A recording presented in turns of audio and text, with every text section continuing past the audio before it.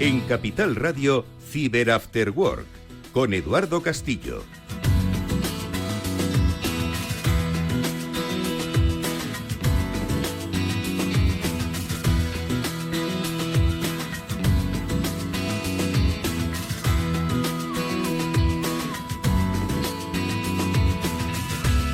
¿Qué tal, amigos? Muy buenas tardes y bienvenidos un día más a este Cyber After Work, que es el programa de ciberseguridad de Capital Radio, que hoy creo que va a tener un gran programa, y es que tenemos una empresa invitada muy importante que está escribiendo cosas muy importantes en el terreno de la ciberseguridad, precisamente porque creo que abarca tantos aspectos, tantas áreas de desarrollo tecnológico e innovador, que desde esa atalaya privilegiada puede ver cómo está evolucionando el tema de la ciberseguridad, no solo en sus amenazas, sino en los desarrollos para protegerse de esas ciberamenazas. Estamos hablando de Google, que enseguida vamos a saludar a nuestro invitado especial, pero creo, insisto, que hoy nos va a dar muy buenas pistas, especialmente para afrontar los desafíos en materia de seguridad para el próximo año. Pablo San Emeterio, ¿cómo estás? Buenas tardes. Buenas tardes, pues muy ilusionado porque es un programa que tenía ganas desde hace tiempo de hacer. Nos ha costado agendarlo, nos ha costado agendarlo. Totalmente, pero oye, siempre hay que aprovechar estos momentos y vamos a ver, pues, de la mano de una empresa privilegiada del nivel de Google, ver un poco esos puntos del futuro, ese 2026, que ya estamos dejando aquí atrás el 25, vamos a ver qué nos depara el 26 en los ojos de la gente de Google. ¿Qué nos deparará el 26? Mónica Valle, ¿qué tal? Muy buenas tardes, ¿cómo estás? Hola, muy buenas tardes. Pues claro, hay cosas, lo que merece la pena, pues lleva su tiempo, ¿no?, organizarlo, así que desde luego que hoy va a ser un programa especial y, como bien decís, vamos a poner esa mirada en el futuro, porque con grandes tecnológicas como la que tenemos hoy aquí la suerte de entrevistar, podemos saber qué es lo que se está cociendo en el mundo tecnológico, así que con muchas ganas, desde luego. Bueno, pues luego hablaremos largo y tendido con él, pero sí que quiero saludarle ya. Está con nosotros Jorge Blanco, que es director de la oficina del CISO para Iberia y Latinoamérica en Google, y nos va a hablar de, entre otras cosas, esos pronósticos de ciberseguridad para 2026. Es un informe de Google Cloud Security. Jorge, ¿qué tal? ¿Cómo estás? Bienvenido. ¿Qué tal, Eduardo? Pues muy bien, la verdad que encantado de estar con vosotros. Como comentaba Pablo, ha costado, pero por fin estamos aquí. Oye, ahora vamos a profundizar un poco en ese informe, pero sí que quiero que demos pistas de la importancia, no solo que le dais vosotros, sino la buena pista que supone este pronóstico de ciberseguridad para 2026, un poco el informe en sí mismo, lo que representa para Google y sobre todo para la comunidad interesada en la materia de ciberseguridad. Bueno, lo primero, digamos que la esencia del informe no es crear alarmismo ni preocupación, sino concienciar tanto a las grandes corporaciones como al tejido empresarial en general, administraciones públicas y sociedad, de los avances de las amenazas en el mundo de la ciberseguridad, provocadas por también los avances tecnológicos que estamos viviendo, ¿no? En este caso, la llegada de la inteligencia artificial pues ha supuesto un cambio de paradigma en muchos aspectos de la sociedad y de la economía, y también, por supuesto, en la ciberseguridad. Bueno, pues ya nos va dando pinceladas nuestro invitado de algunos aspectos que vamos a tratar más en profundidad, luego más adelante en el programa, pero que, insistimos, son los que van a dibujar un escenario que luego, por supuesto, va a tener ramificaciones, y que cada uno de los actores implicados, que son profesionales, empresas, pymes, cuerpos y fuerzas de seguridad del Estado, tienen que entender que en este escenario cómo ellos van a desenvolver su confrontación a estos desafíos. Esto, como digo, va a ser el grueso de nuestro programa de hoy, pero que también, como siempre, nos permitirá comentar algunas noticias de la actualidad que precisamente están marcando, dibujando esos escenarios. Así que con las noticias vamos a empezar ya. Venga. En Capital Radio, Cyber After Work, con Eduardo Castillo.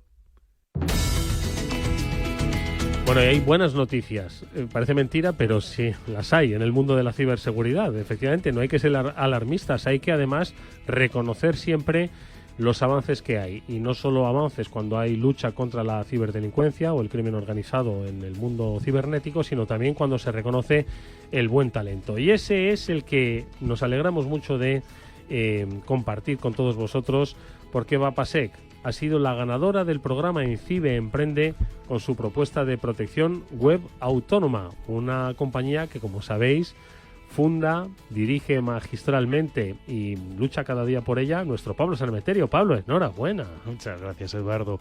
Pues oye, todo un honor poder estar en el programa de INCIBE Emprende, de Startup Boost, que además la final se celebró en el Hub de Innovación de Las Rozas, donde tenemos la suerte de estar alojados nosotros también allí como startup.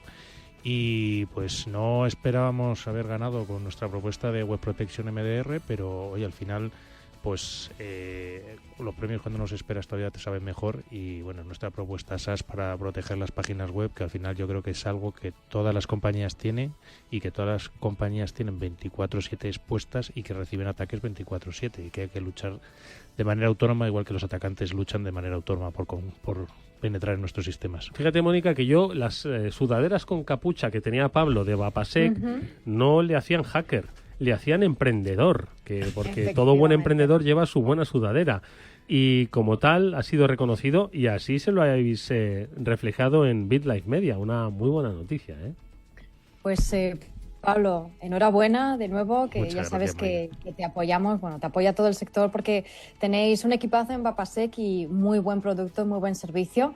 Así que esto es el principio pues de una larga andadura seguro y un recorrido muy largo que vais a tener con este y con el resto de sorpresas que nos tenéis preparados ya seguro que pronto.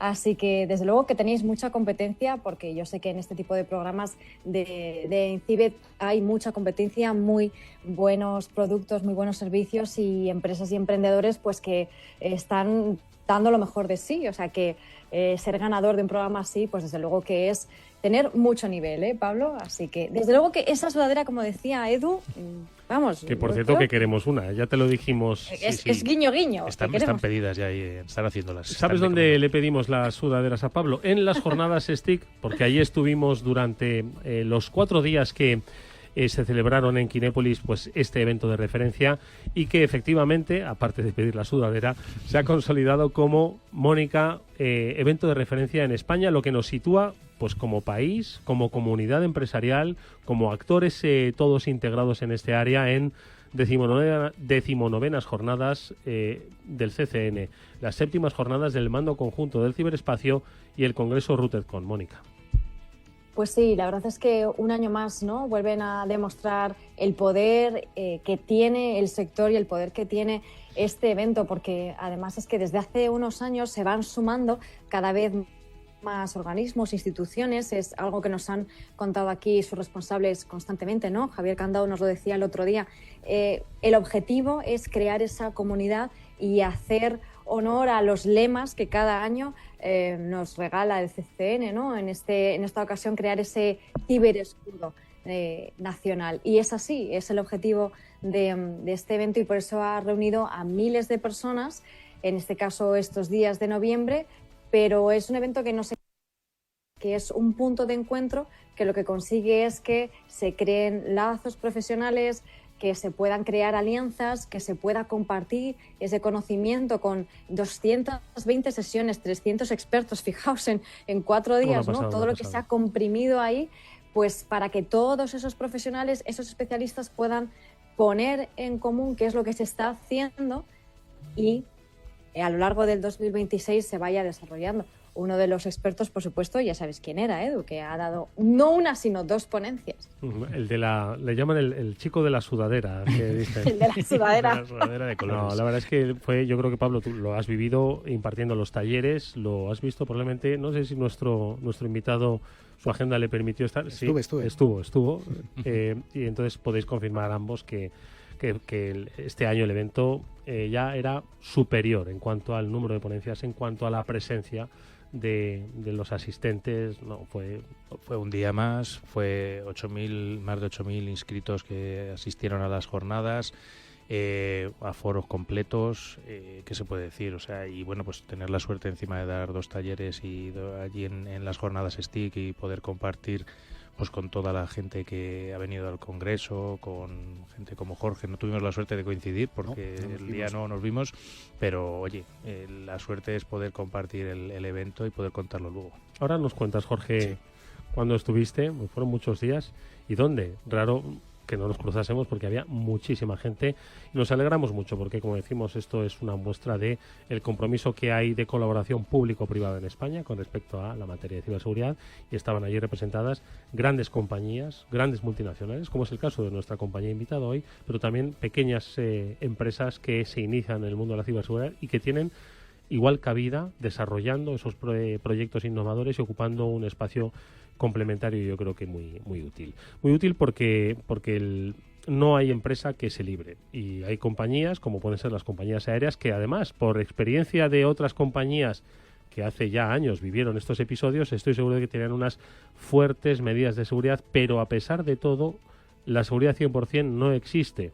Lo comentamos hace unas semanas, que Iberia había sufrido un ciberincidente, y al parecer lo publica Europa Press, Mónica.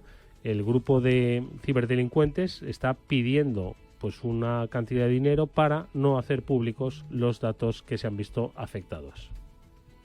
Eso es, nos hacemos eco de esta noticia porque sí que es cierto que la han publicado varios medios, sobre todo generalistas, pero es cierto que hay que cogerlo un poco con pinzas porque en este caso pues es una publicación de una firma de ciberseguridad que se llama Hackmanac, que bueno, en sus cuentas de redes sociales y en sus distintos perfiles y comunidades van publicando lo que ellos encuentran en la dark web acerca de distintos ciberataques, brechas de datos, etcétera. Entonces, pues supuestamente uno de estos grupos cibercriminales en uno de estos foros ha publicado que tienen esos datos de Iberia y que están solicitando este pago, ¿no?, de 6 millones de dólares para no difundir los datos afectados por el ciberataque. Es decir, esa estafa, más bien que estafa, esa extorsión, ¿no?, que explicamos tantas veces, que es cierto que ocurre constantemente, sobre todo en el ámbito de las grandes empresas, ¿no?, pero también pequeñas y medianas, no nos olvidemos.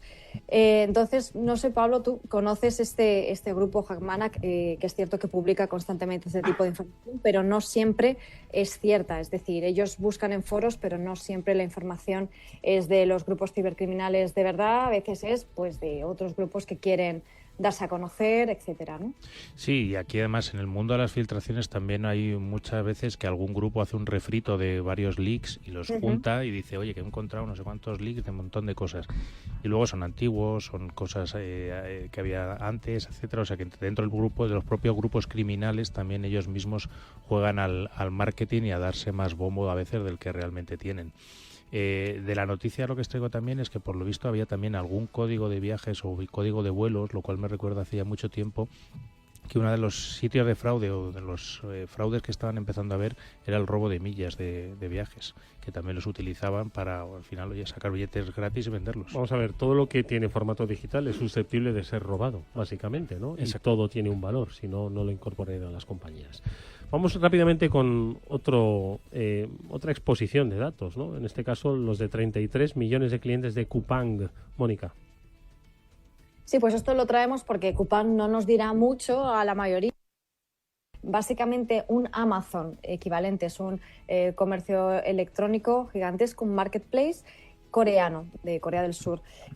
Prácticamente todos o la mayoría de los datos de los usuarios de este gigante del comercio electrónico han sido expuestos en un ciberataque que lo traemos no solamente por la envergadura, sino por dos datos muy interesantes que yo creo que también los podemos comentar luego en la tertulia, que es un ataque que se ha prolongado durante meses de forma desapercibida, es decir, ha estado en los sistemas de esta empresa, que no será por recursos, porque está claro que teniendo esa cantidad de usuarios y de recursos, pues entendemos que ha podido implementar sistemas de ciberseguridad, ¿no? Y por otro lado, que ya recibió una multa de 72 millones de euros hace relativamente poco tiempo por otro ciberataque y otra brecha de datos similar, y tuvieron una sanción por, pues podría ser un equivalente a la Agencia de Protección de Datos, ¿no? Por esos motivos también lo hemos traído. ¿Qué os parece? Bueno, pues una brecha más y sobre todo lo llamativo. Fíjate aquí, lo que ha dicho Pablo, una brecha más. Ahora vamos a hablar de brechas también, ¿eh? Pero lo llamativo aquí, como bien indicas, es el tiempo y el grupo que está detrás, que es Lazarus, que es un viejo conocido de la gente que estamos en la parte de defensa.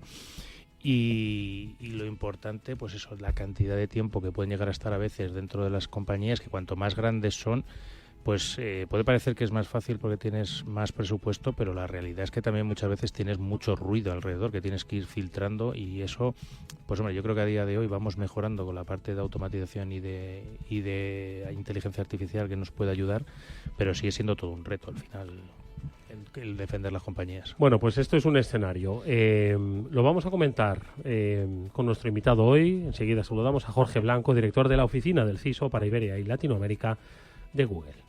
Capital Radio. Siente la economía.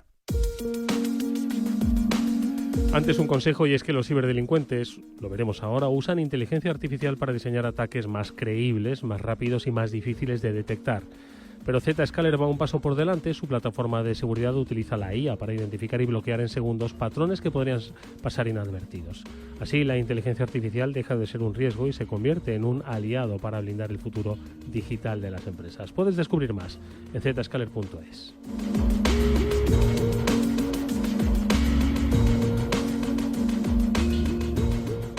En Capital Radio After Work, con Eduardo Castillo. Bueno, pues vamos a charlar ya con nuestro invitado. Un día de estos, Pablo, Mónica, vamos a tener tantas noticias que la charla con nuestros invitados se nos va a quedar reducida. Y no es que no queramos contar noticias, pero es que cada día hay más noticias, cada día hay noticias de ciberseguridad. Y yo creo que eso es algo que tenemos que entender y normalizar, como que esto ya nos va a acompañar siempre y que depende de cómo gestionemos esto, habrá más o menos noticias, Jorge. Sí, totalmente de acuerdo. Al final el riesgo de ciberseguridad es un riesgo más en el entorno empresarial y debemos normalizarlo sin llegar a acostumbrarnos del todo, ¿no? Porque no podemos perder la conciencia de preparación y de protección, ¿no? Yo creo que es un tema que, como comentábamos antes, sin ser alarmistas, debemos tenerlo presente y en función a eso diseñar nuestras estrategias empresariales y de defensa. Y para eso están también pues los orientadores o los informes de situación para decir, oye, las cosas sabemos que están así, pero también te vamos a definir un poquito cómo creemos que se van a desenvolver en los escenarios futuros. Y ese es el propósito. Pronósticos de ciberseguridad para 2026 lo hace Google Cloud Security. Cuéntanos un poco más, nos has hablado de la trascendencia de este informe, de que lo que quiere ser es un acompañante en esas estrategias, no quiere meter miedo, pero un poco el trasfondo de Google Cloud Security, qué analiza, cómo sustenta pues estas conclusiones que ahora vamos a comentar, Jorge. Pues básicamente tratamos de organizar este informe, que es una publicación anual que llevamos haciendo desde hace ya bastante tiempo. En este caso lo estructuramos en 3 grandes bloques, sobre todo para dar a conocer las variaciones o las tendencias que nosotros atisbamos para el próximo año, ¿no? El primer bloque, en el que podemos profundizar luego, es el uso de la inteligencia artificial tanto para el ataque por parte de los actores maliciosos como para la defensa por parte de las compañías, ¿no? Y las entidades, todos aquellos que nos dedicamos a proteger, ¿no? Tanto a empresas como a ciudadanos y demás. Por otro lado, en el informe también tratamos un bloque de la evolución en el cibercrimen, ¿no? Al final, digamos que hay 2 grandes motivaciones detrás de los ataques cibernéticos. Uno de ellos es el dinero, así de sencillo, es una muy buena forma y cada vez menos riesgosa para los cibercriminales el hecho de utilizar pues estos ataques digitales. Y entonces el cibercrimen es lo que nosotros consideramos toda aquella actividad maliciosa que lleva como fin último un beneficio económico, ¿no? Y bueno, ahí digamos que profundizamos sobre las distintas evoluciones de amenazas ya tan de sobra conocidas como el ransomware, por ejemplo, y otras tantas, ¿no? También con el uso de esta inteligencia artificial que comentábamos al principio. Y por último, el tercer bloque, que tiene mucho que ver con la otra, digamos, el otro objetivo principal de los atacantes, tiene que ver con objetivos geopolíticos, ¿no? Aquí estamos hablando de los grandes actores internacionales o respaldados por estados, ¿no? Que, bueno, pues siguiendo distintos motivos y distintos objetivos, cada uno de ellos dependiendo de sus circunstancias, pues consiguen al fin pues tratar de explotar los distintos ataques para un beneficio pues puramente político o incluso en estos casos también siendo actores Estado también económicos, como podemos ver. Pues yo creo que ya vamos a profundizar directamente en el primero, que yo creo además es el que más interés lleva suscitando los últimos 2 o 3 años, que es todo el uso de la IA, tanto por parte de los atacantes como para el bien y para el mal, ¿no? Exacto. Cuéntanos un poco, ¿cómo lo veis en el próximo 2026, la era de la IA? Pues digamos que nosotros hacemos una similitud a los casos de uso de inteligencia artificial generativa, y permitidme aquí este pequeño matiz.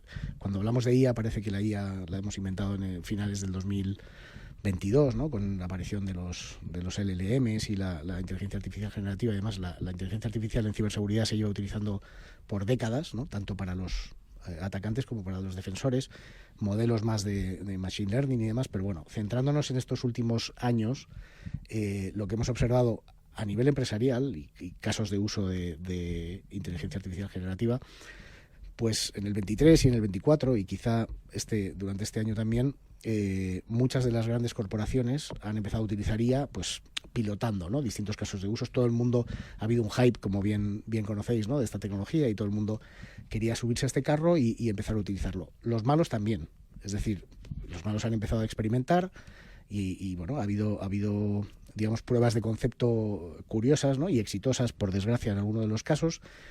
Y lo que anticipamos nosotros es que esto a partir del año que viene, o bueno, ya estamos empezando a verlo, va a dejar de ser una excepción o una prueba de concepto o alguna prueba de laboratorio, etcétera, sino que se va a convertir en una norma.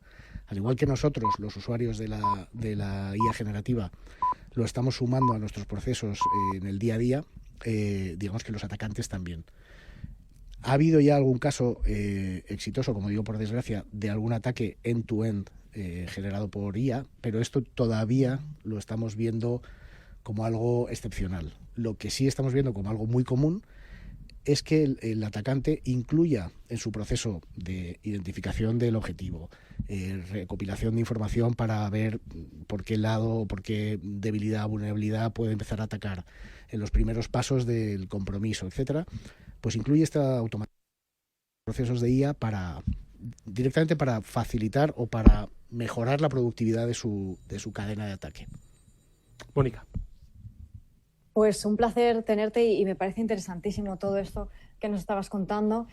Hay otro tema que mencionáis en el informe, que es el Shadow Agent, ¿no? Que lo consideráis también que es otro nuevo reto a tener en cuenta en 2026, ¿no? Y claro, estamos hablando muchas veces de agentes de inteligencia artificial que las propias empresas no saben que está ahí, ¿no? Agentes de IA que están operando dentro de una organización sin supervisión, sin control o incluso sin conocimiento del equipo de seguridad, ¿no?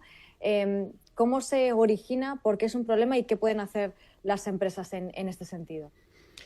Sí, Mónica, efectivamente. Hablamos del riesgo de los Shadow Agents, que en realidad no es más que una modificación o una adaptación a esta nueva tecnología de riesgos muy conocidos en el mundo de ciberseguridad, como puede ser el Shadow IT, en su caso, que es básicamente que los empleados o determinados departamentos de una compañía, pues por agilizar ciertos procesos internos, pues se van construyendo su pequeña IT, ¿no? Su pequeño departamento de tecnología, y van pues o comprando algunas máquinas o ahora con la irrupción ahora, desde hace década y pico, con la irrupción de la nube pública, pues también empezando a contratar servicios fuera del control de lo que es el área de tecnología de una compañía. En este caso, lo que hablamos de Shadow Agent es más o menos lo mismo, ¿no? Y tiene que ver con el concepto de agentes de IA.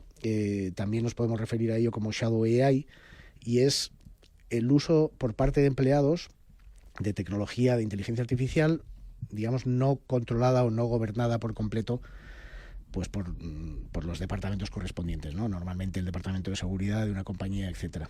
Y esto realmente conlleva un gran dilema en las organizaciones, ¿no? Porque a día de hoy no podemos cortar, o por lo menos nosotros desde Google recomendamos no tomar decisiones drásticas y no cortar el acceso directamente a este tipo de tecnologías, porque muchas veces ya los departamentos de seguridad pueden llegar tarde y estos procesos pueden estar ya, o estas tecnologías, perdón, pueden ya estar embebidas en procesos que están aumentando la productividad del empleado, etcétera, etcétera. Entonces, nuestra recomendación pasa más por establecer un gobierno de este tipo de tecnologías de manera que se pueda controlar qué tipo de información se sube, qué tipo de output estás pidiéndole, etcétera, etcétera. Y con todo esto lo que pretendemos es no limitar el uso, sino por lo menos controlarlo y limitar o mitigar los potenciales riesgos. En este caso, el principal de un uso de inteligencia artificial generativa no controlada es posible fuga de información confidencial, ¿no? Otra parte que no es menor es la concienciación. Muchos empleados hacen esto simplemente pues porque, oye, les han comentado que un chat cualquiera de IA o un modelo concreto le puede hacer la vida más fácil y directamente, sin saber qué riesgos conlleva, pues se pone a usarlo, ¿no? Con toda su buena voluntad. Con lo cual la concienciación es también fundamental. Jorge, por comentar un aspecto más de la inteligencia artificial antes de pasar a ese segundo desafío, ¿no?, que es la disrupción de la ciberdelincuencia. Decías que los atacantes están aprovechando ahora pues para ser más productivos, ¿no?, en sus acciones. ¿Dónde crees que cuando ya se automatice la productividad, dónde crees que la IA va a empezar otra vez a ponerse al servicio de estos ciberdelincuentes? ¿Dónde la vamos a ver? Bueno, cuando hablo de las distintas capas o los distintos pasos de un proceso que tiene un impacto directo en su productividad o en agilizar lo que es la cadena de un ataque, yo creo que las siguientes evoluciones, digamos, maliciosas de esta IA pueden llegar cuando se consiga perfeccionar la generación de malware con inteligencia artificial. Ha habido casos, o sea, ya hay muestras que se ve claramente que se han codificado con asistentes de código y demás, pero digamos que son ejemplos todavía, podemos llamarlo un poco burdos, ¿no? Son fácilmente detectables o fácilmente reverseables, que no sé traducirlo el término. Ya le pego patas al diccionario todos los días. Exacto. Analizados por ingenieros anti-malware y demás. Entonces, yo creo que esa es la siguiente evolución, ¿no? Creo que todavía estamos un poco lejos en que se generalice la automatización completa de un ataque. Ya hemos visto algún caso, pero yo creo que es una excepción. O sea, no todos los actores maliciosos van a tener esas capacidades. Y por ahí yo creo que van los tiros. Bueno, porque se han erigido en, como apuntáis en el informe los atacantes, en una amenaza global la más disruptiva. Mira que ahora el mundo tiene su complejidad y tiene sus amenazas, y es la ciberdelincuencia la que se convierte en la amenaza global más disruptiva. Antes veíamos un poco lo que hablabais de Lazarus, ¿no? Es decir, que al final tienen una entidad que, claro, esto está dibujando un nuevo escenario. Sí, a día de hoy sí tenemos que ser conscientes de que prácticamente todos nuestros procesos y toda nuestra vida está hiperconectada. Entonces, la disrupción no pasa solo por desconectar nuestra vida online. Nuestra vida física también puede ser desconectada, porque tenemos sistemas críticos conectados a Internet, tenemos un montón de sistemas de servicios, digamos, sistémicos que están conectados a la red, ¿no? ¿Y qué es lo que veis? Dices que que dan los clásicos ataques, ¿no? El malware, el phishing, el ransomware, siguen estando en los principales focos, ¿no?, que lo vamos a ver en 2026 de manera continuada, ¿no?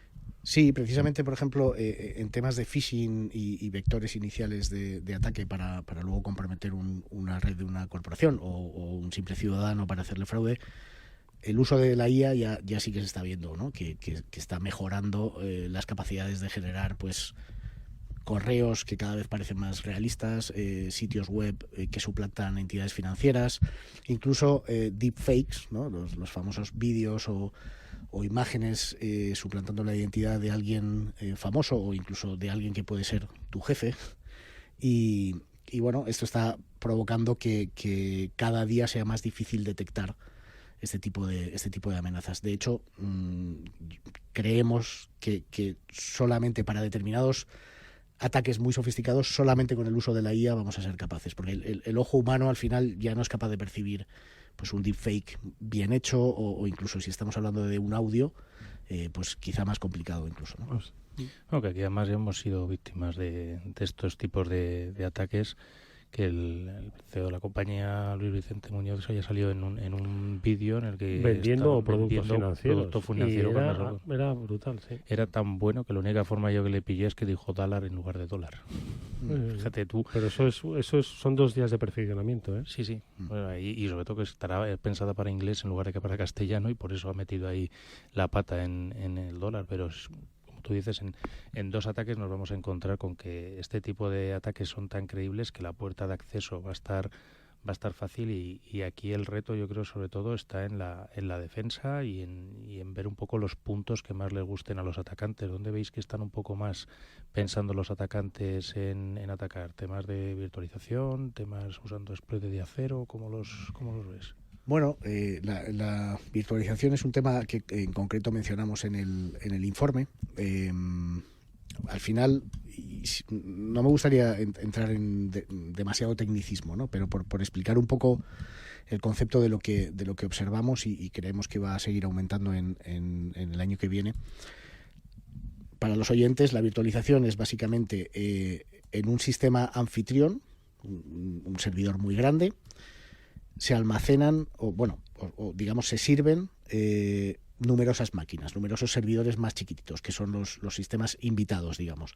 Eso es una pieza arquitectónica de tecnología que permite a las compañías desplegar con mucho mayor dinamismo sus servicios, etcétera, etcétera. Entonces, entre esa capa del sistema anfitrión y los sistemas invitados existe una capa de hipervisor, que se llama, que es una capa que conecta distintos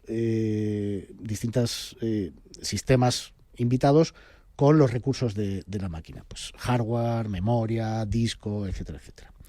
Entonces, tradicionalmente, los que nos dedicamos a defender, nos hemos centrado en defender pues el sistema operativo del sistema anfitrión, los propios sistemas finales, digamos, invitados, ¿no? Pues con distintas tecnologías, con EDRs, que son como anti-malware avanzados y sistemas de detección y respuesta y demás.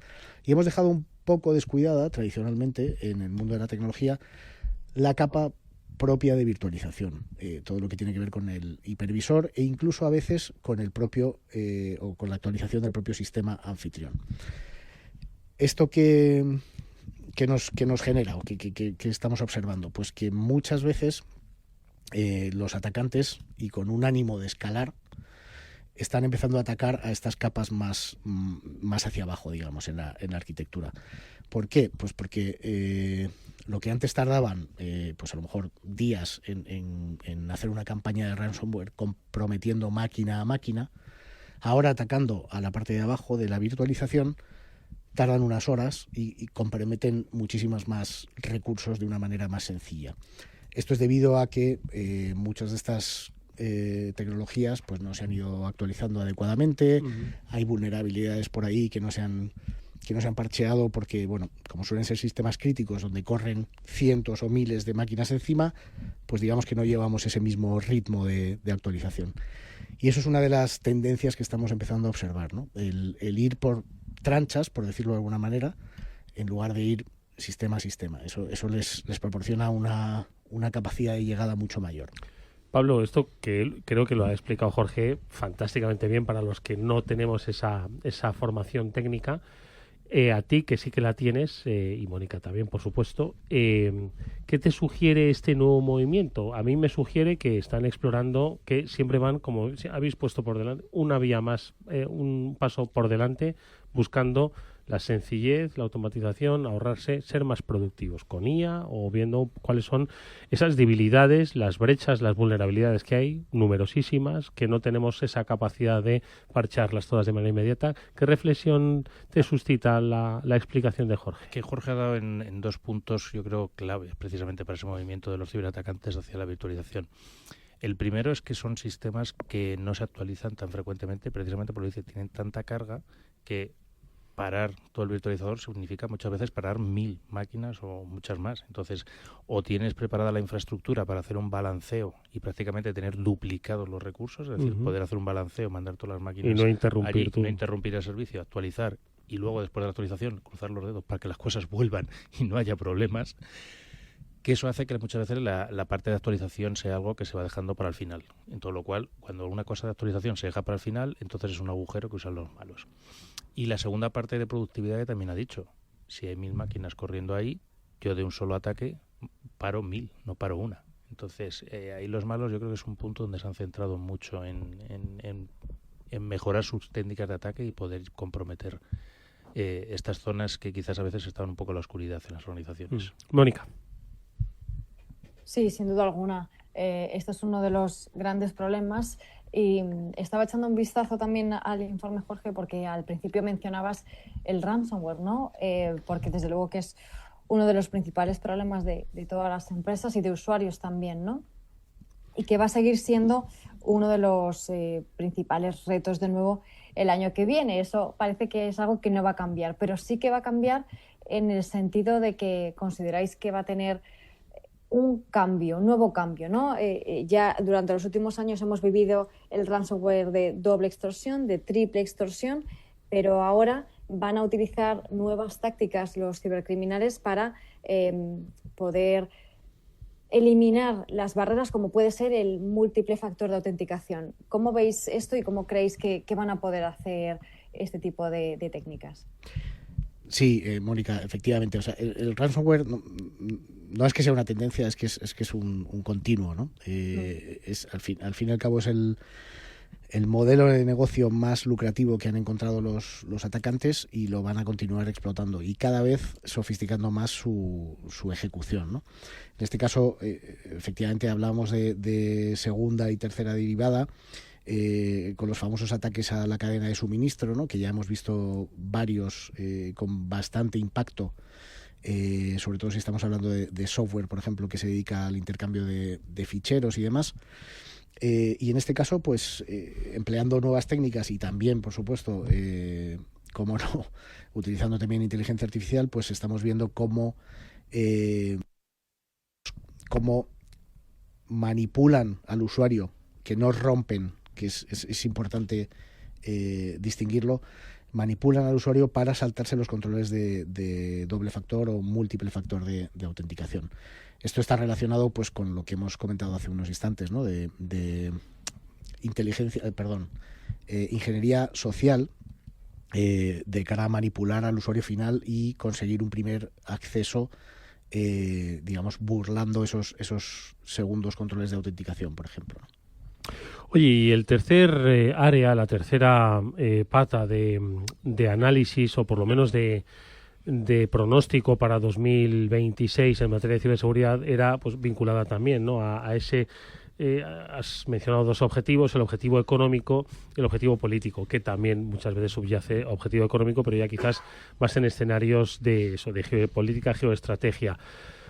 Mismos actores, Rusia, además ponéis nombres y apellidos, Rusia, Corea del Norte, China e Irán, ¿no? Es un escenario que, pues a la propia inestabilidad global, pues se suma la inestabilidad de determinados países que en la distorsión, ¿no?, de las democracias a través de desinformación, a través de acciones directas contra servicios críticos, bueno, pues crean esa incertidumbre en las sociedades. ¿Qué es lo que veis para 2026? Entiendo que un incremento y algún cambio en el método. Sí, algún cambio vemos. Bueno, antes de nada, clarificar, estos 4 actores que siempre aparecen en nuestros informes no son los únicos, obviamente, pero sí los destacamos por su volumen de actividad, ¿no? Sobre todo contra intereses de Occidente. En cuanto a métodos, bueno, todos estos actores van a hacer uso de las tendencias técnicas que hemos ido mencionando en apartados anteriores. Y lo que sí hemos empezado a identificar son cambios en sus objetivos. No cambios radicales, pero sí, por ejemplo, en el caso de Rusia, en el informe habréis podido leer, hasta ahora se han centrado mucho en campañas o en operaciones diseñadas muy en el corto plazo para sostener sus operaciones en el entorno del conflicto de Ucrania, que digamos pueden ser más tácticas que estratégicas, y sin embargo estamos empezando a observar que los propios intereses rusos están ahora enfocados a unas tácticas más a largo plazo, no solamente para sostener sus objetivos políticos, sino también económicos. Digamos que están empezando a diseñar operaciones, no tanto en el corto, sino en el largo plazo. Esto es relativamente novedoso, ¿vale? Para los actores, digamos, apoyados por el entorno del gobierno ruso, ¿no? En China, sin embargo, lo que vemos no es tanto una actividad que esté soportando unos intereses geopolíticos. Sí es cierto que el gobierno chino y todo su aparato lo primero que pretende es mantener un poco la estabilidad en lo que tiene que ver con su régimen, es decir, continúa censurando, etcétera, etcétera. Pero luego, desde un punto de vista de ataques de ciberseguridad, lo que va buscando es proteger sus intereses económicos y aquellas grandes empresas que están compitiendo con otros grandes jugadores, digamos, del lado de Occidente, ¿no? Entonces, por ahí continúan las campañas de ciberespionaje eso es lo que estamos observando. Corea del Norte. Corea del Norte, curioso, porque ahí sí que es, fíjate que el entorno geopolítico de Corea del Norte es bastante crítico, pero lo que buscan principalmente son motivaciones económicas. Corea del Norte está bajo unos bloqueos internacionales totales, entonces busca autofinanciarse. A lo largo de estos años la mayoría de sus operaciones han estado dirigidas al mundo de las criptomonedas para, básicamente robar criptos, bitcoins principalmente, etcétera, pero otras stablecoins también, para poder conseguir autofinanciarse y continuar con sus operaciones habituales. En este caso estamos viendo otro tipo de modelos de negocio para conseguir financiación. Lo comentábamos en algún... Es muy habitual ahora ver trabajadores de Corea del Norte conseguir empleos remotos en empresas occidentales. Ingenieros de software. ¿Qué te parece? Pues me parece súper interesante e inteligente también, por su parte. Sí, es un arma de doble filo, porque por un lado, tienen toda una estructura, ¿no? de granjas de conexión con base en Estados Unidos para que las entrevistas por videoconferencia no parezca que están hechas desde Pyongyang, ¿no? Exacto. Y hay todo un tecnicismo así interesante, ¿no? Pero persigue un doble objetivo que efectivamente es muy inteligente. El primero de todo es, oye, si yo consigo entrar a trabajar en una empresa en Occidente, en Estados Unidos y demás, pues oye, ya tengo un sueldo no desdeñable con el que estoy financiando mis intereses. Y segundo, por supuesto, ya tengo una patita dentro de la empresa y ya puedo empezar a moverme por la red interna y demás con sus campañas de espionaje. Sí. Esto es curioso porque en Estados Unidos ya han sido muy conscientes, porque atacaron en los primeros meses de este año a grandes tecnológicas y demás, y se ha hecho, ha habido una reacción incluso desde el gobierno, ¿no? Y se han concienciado mucho las empresas, con lo cual se están empezando a ver este tipo de candidatos, digamos, en empresas europeas. O sea que esto es un tema que nos está llegando. Tarde o temprano.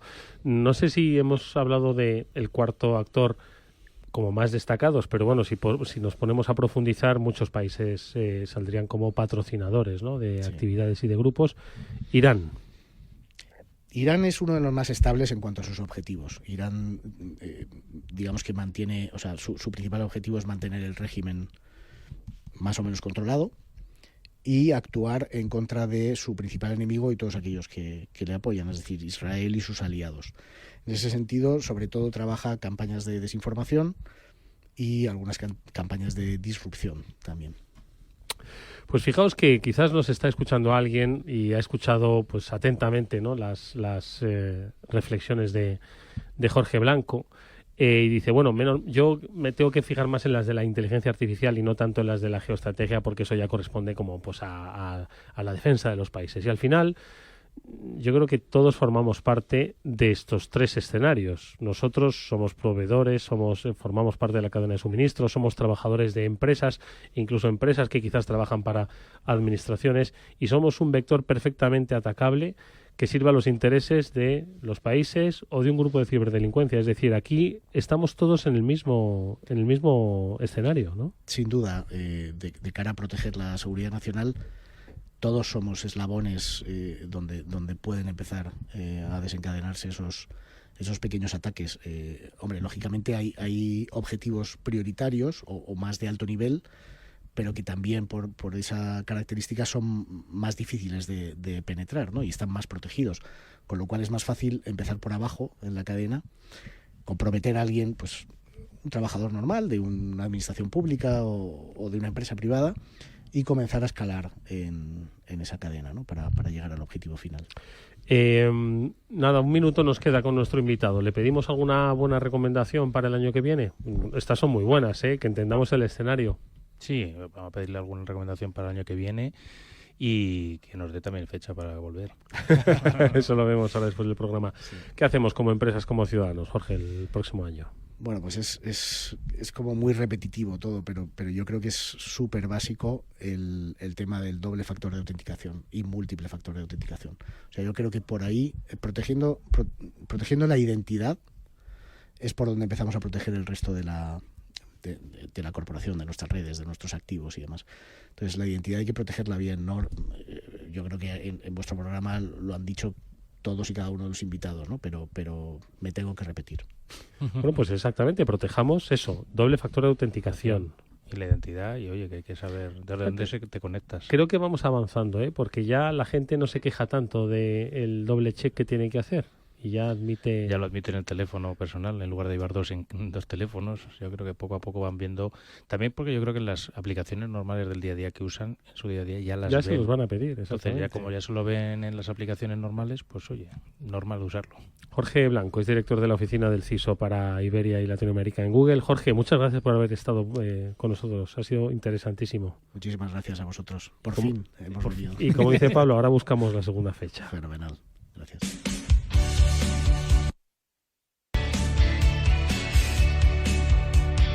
Espacio Seguro. Todo lo que debes saber para que tu día a día en Internet sea más seguro. De la mano de Panda Security. Se lo iba a haber preguntado a nuestro invitado, pero igual consideraba que era invasivo preguntarle qué hizo ayer domingo. O a ti, bueno, a ti tenemos confianza. ¿Tú qué hiciste ayer domingo, Pablo? Volver de viaje. ¿Y tú, Mónica? ¿Por dónde empiezo? Vamos a ver. ¿Sabéis qué estuve haciendo yo? Cuéntame. Celebrando el Día Internacional de la Ciberseguridad. Muy bien. Hombre, muy bien. Que fue el 30 de noviembre. Es decir, ayer. Si nos estás escuchando en directo, ayer fue 30 de noviembre. Se celebra el día porque ya lleva la ciberseguridad suficiente tiempo entre nosotros como para que tenga su propio día, ¿no? Y como estamos en el Espacio Seguro Panda, he cogido unas reflexiones de nuestro amigo Hervé Lambert para recordar pues lo que supone la ciberseguridad. Y decía, y cito y leo textualmente: imaginemos Internet como un gran edificio construido hace ya más de 30 años al que le estamos encontrando alguna que otra grieta en su estructura. Este edificio fue levantado para facilitar la comunicación, no para resistir ataques masivos, ni redes criminales internacionales o un mercado de datos que cada vez tiene más valor. Y como cualquier construcción que ha envejecido sin una reforma profunda, necesita una puesta a punto urgente para evitar que los fallos se conviertan en verdaderos riesgos estructurales. Y tiene razón, lo digital ya lleva mucho tiempo, ya hemos ido adquiriendo cierta madurez, pero tenemos ahora que ir incorporando las necesidades de esa reforma, porque al final los edificios tienen grietas.